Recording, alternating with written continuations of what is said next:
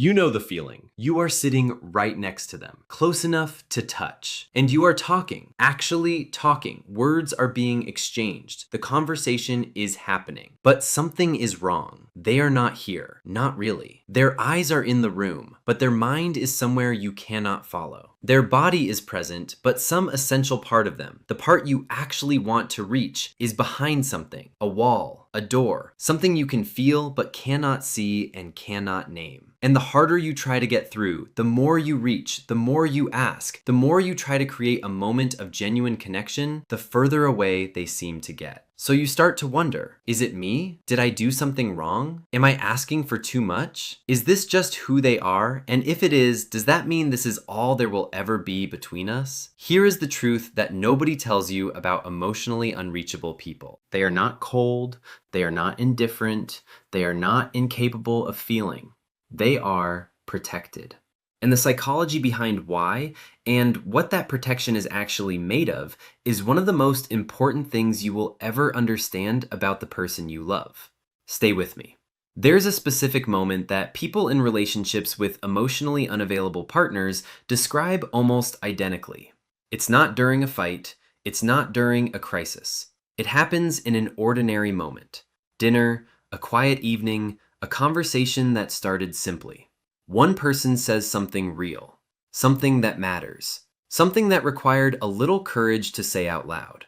And the other person, the person they love, the person they chose, the person sitting right there, responds in a way that is technically fine, polite, reasonable. But it doesn't land anywhere. It's like throwing something into fog. The words go out and nothing comes back. No warmth, no real response. Just the unsettling sensation of having reached for someone and found air. That moment. That specific, painful, confusing moment is what this episode is about. Because that moment is not random. It is not a communication failure.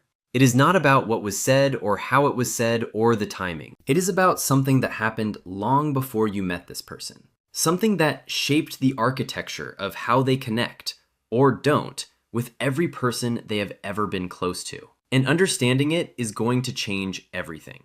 Let's start with a distinction that most people have never heard, but that changes everything once you do. There is a difference between someone who does not want to connect with you and someone who cannot. Not in this moment, not in the way you're asking, not without a process that neither of you has ever been taught to navigate. Most people, when they encounter an emotionally unreachable partner, make the same mistake. They assume the wall is about them. They think, maybe I'm not interesting enough, not safe enough, not patient enough. Maybe I'm asking for too much. Maybe the problem is my need rather than their availability. And sometimes, in the loneliest moments, they think, maybe they just don't love me the way I love them. Almost none of that is true. The emotionally unreachable person, the one who is physically present and emotionally behind glass, is almost never cold by choice. They are contained by something they did not consciously build and often cannot consciously see. And that something has a name. It has a psychology. It has a history that begins long before the relationship you are in. I'm Dr. Alex Morgan, this is The Connection Theory, and this might be the episode you have been waiting for without knowing it. Think about someone in your life, a partner, a parent, a friend, who you would describe as emotionally unavailable. What does it actually look like? It probably doesn't look like coldness. It doesn't look like cruelty. In fact, it often looks like someone who is perfectly pleasant, who functions beautifully in social situations, who can be charming, competent, even warm in short bursts, in controlled contexts, in moments where the emotional depth required is manageable. What it looks like is a ceiling. There is a level of emotional depth they will go to, and then just before the conversation or the moment or the relationship would require something genuinely unguarded from them, something stops. A deflection, a change of subject, a joke that releases the tension, a sudden practical concern that needs addressing right now. And the person reaching for them is left on the other side of an invisible line. wondering what just happened. Here is what the psychology tells us about this pattern. Psychologist Sidney Girard, one of the earliest researchers on self-disclosure and intimacy, found that human beings develop what he called a disclosure threshold, a specific level of personal revelation beyond which they will not go without significant psychological safety. For most people, that threshold adjusts naturally in intimate relationships. As trust builds, as safety is demonstrated, the threshold lowers and deeper sharing becomes possible. But for some people, and this is the key, the threshold was set so low, so early, and so firmly that it does not easily move, regardless of how much safety the relationship provides. This is not stubbornness. This is not a character flaw. This is a nervous system that learned, through specific and repeated experiences, that going beyond that threshold was dangerous. And that nervous system,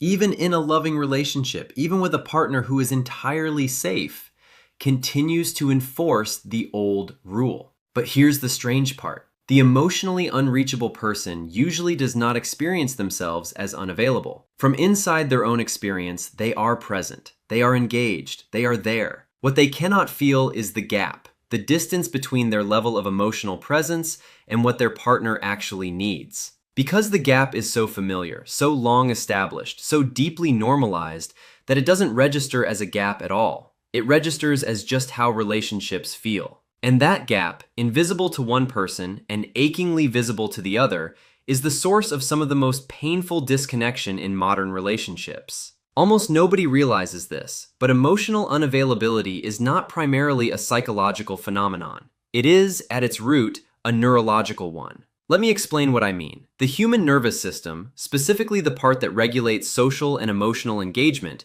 operates through what neuroscientist Stephen Porges calls the polyvagal system. This system has three primary states. The first state is what Porges calls the ventral vagal state, the state of safety and social engagement. When the nervous system is in this state, a person is open, connected, emotionally available. Their face is expressive. Their voice is warm. They can give and receive emotional information fluidly. This is the state in which genuine intimacy becomes possible. The second state is mobilization, fight or flight. The nervous system registers threat and prepares to respond. The third state is the one that matters most for what we are talking about today. Porges calls it the dorsal vagal state, a state of shutdown and withdrawal. When the nervous system has been overwhelmed, when threat has been chronic or inescapable, the system does something radical. It disconnects. It goes offline. It protects the person by making them less available, less reactive, less feeling, less present. Here is what this means for emotional unavailability. A person who grew up in an environment where emotional expression was unsafe, where showing feelings led to criticism, dismissal, punishment, or unpredictable responses, learned at a neurological level that the ventral vagal state of open social engagement was dangerous. Their nervous system learned to default towards shutdown rather than openness. And here is the critical part. That default does not stay in childhood. It travels. It gets wired into the nervous system as the baseline response to emotional demands. So that as an adult in an intimate relationship, every time the conversation moves toward genuine emotional depth, every time the situation calls for the kind of openness that their childhood environment taught them was unsafe, the nervous system does what it learned to do. It shuts down, goes behind the wall, makes the person less available. Not as a choice, not as a decision, as an automatic, below the level of conscious awareness, neurological response. Think about your own relationship. Have you ever noticed that your partner seems perfectly available in casual conversation, but the moment something more emotionally significant comes up, something changes? They get quieter, more distant, more practical, more somewhere else. That is not indifference. That is a nervous system that has received a signal. Emotional depth incoming, engage shutdown protocol. But here's what makes this important for you to understand. The shutdown is not directed at you. It is not a response to you specifically. It is a response to the category of experience you are inviting them into. And that distinction, while it does not solve the problem, changes everything about how you understand it. Here is the question that gets to the root of everything we are discussing. What happened to this person before you met them? Not the dramatic things necessarily, not the things that would show up in a list of traumas, but the quiet, daily, repeated experiences that told a child's nervous system something specific about what emotional expression was for and what it cost.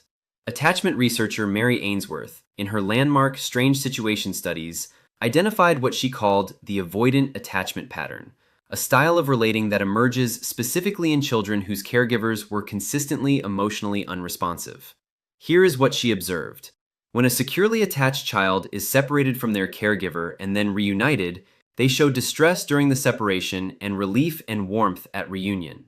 The attachment system activates and then resolves. When an avoidant child is separated and reunited, something different happens. The child shows almost no distress during separation and almost no warmth at reunion. They appear self-sufficient, independent, unmoved. And for decades, researchers interpreted this as evidence that these children needed less connection than others. But here is what subsequent research revealed, and it changed everything. The avoidant child's heart rate during separation was just as elevated as the securely attached child's. Their cortisol levels, the stress hormone, were equally high. They were not unmoved. They were suppressing their response. They had learned, through repeated, consistent experiences of reaching for connection and not finding it, to turn off the visible expression of their attachment need. Because expressing the need produced no result, or worse, produced a response that felt like rejection. So the child learned, do not show the need, manage it internally, stay self-sufficient. Do not reach in ways that will not be answered. That child becomes the adult who is physically present and emotionally unreachable, not because they feel nothing, because they learned very early and very thoroughly that feeling things, and especially showing what they feel, was a strategy that did not work. Think about that for a second. The person you experience as emotionally distant is not unfeeling. They are feeling everything. They are just running a program installed in childhood, updated over years of similar experiences that says the feelings stay inside, the need stays hidden, the wall stays up.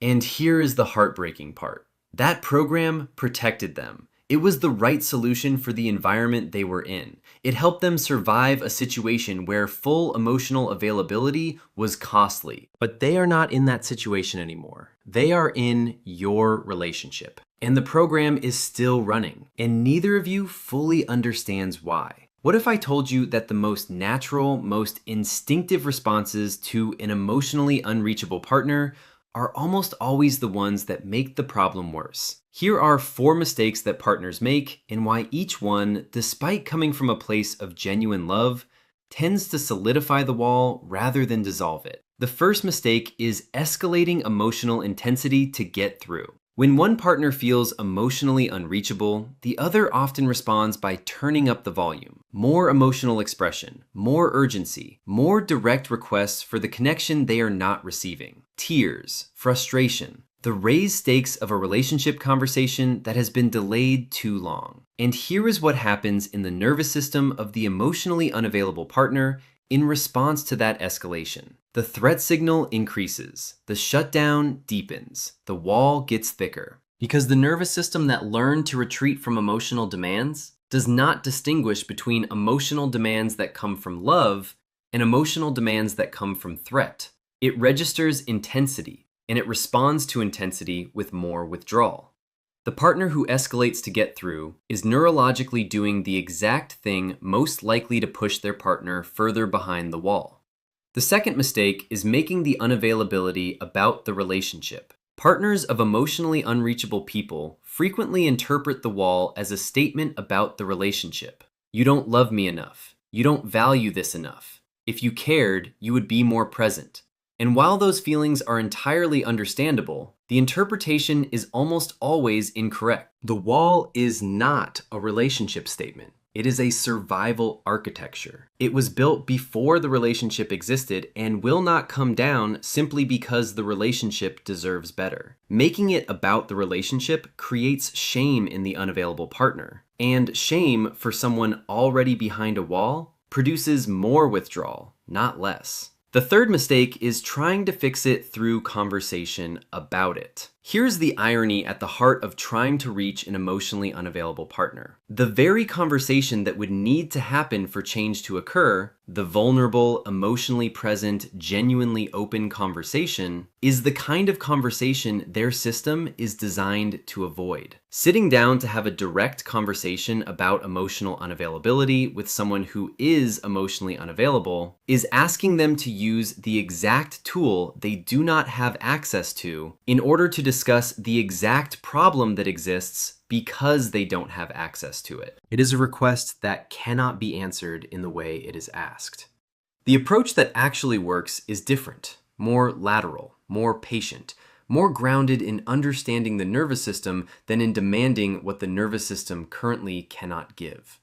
The fourth mistake is waiting for them to go first. Almost nobody realizes this, but in relationships with emotionally unavailable partners, the available partner often waits, sometimes for years, for the unavailable partner to initiate the opening, to demonstrate that they are ready, to show that it is safe to reach again. That waiting is understandable, but it is not productive, because the emotionally unavailable person is also waiting. They are waiting for evidence that it is safe to come forward, that the emotional demand will not overwhelm them, that reaching, the very thing their nervous system has learned to avoid, will be met with something they can manage. Both partners are waiting for the other to go first, and in the waiting, the wall becomes the relationship. Here is something worth sitting with. The rates of emotional unavailability in relationships, measured through studies on emotional withdrawal, avoidant attachment patterns, and self-reported difficulty with intimacy, have been climbing steadily for decades. Why? Part of the answer is that we are measuring and naming it more accurately than we used to. We have better psychological language now. What previous generations called being stoic or private, we now recognize as avoidant attachment patterns with specific neurological correlates. But that is not the whole answer. The whole answer requires looking at something that has changed dramatically in modern American life: the conditions under which children develop their relationship with emotional expression. We are raising children in an environment of unprecedented emotional overwhelm and unprecedented emotional avoidance. The overwhelm comes from exposure. Children today are exposed through screens and news and social media to levels of emotional content, fear, conflict, uncertainty, overstimulation that previous generations never encountered. And they are exposed to it without the tools, the models, or the relational containment needed to process it. The avoidance comes from what adults model in response to that overwhelm. Adults who are themselves overwhelmed